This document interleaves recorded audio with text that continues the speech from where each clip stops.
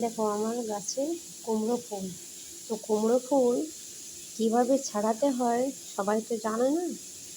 তাই একজন এই কুমড়ো ফুল না জানা ছাড়ানোর জন্য যেটা হয়েছিল সেটা হচ্ছে বিয়ে ভেঙে গেছিল, যে কুমড়ো ফুলের কিটি ফেলে দিতে হয় সেইটি সবাই জানে না।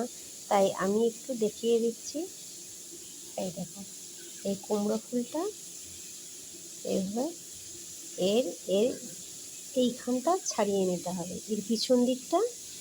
এই দেখো, এটাও একটা ফুলের মতো হয়ে গেল, কিন্তু এর পিছনটা ছাড়িয়ে নিতে হবে। এরপর এই কুমড়ো ফুলটা দিয়ে যে কোনো জিনিস, কুমড়ো ফুলের বড়া তৈরি করা যাবে, কুমড়ো ফুলের পোস্ত করা যাবে, ঝাল করা যাবে, যে কোনো জিনিস করা যাবে।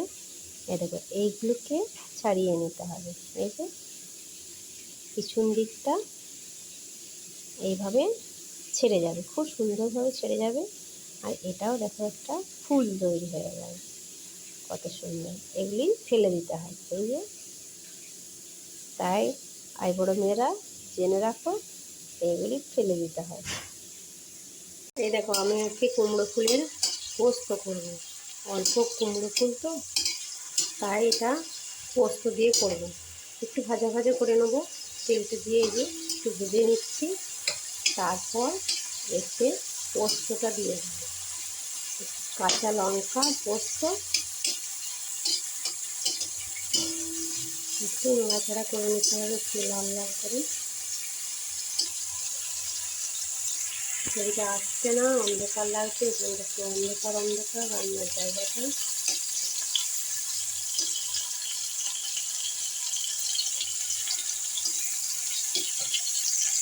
এই দেখো, কুমড়ো ফুলটা ভাজার পরে একদমই কমে গেছে। তাই জন্য আমি কি করছি, একটা সিদ্ধ আলু ভেঙে দিয়ে দেবো।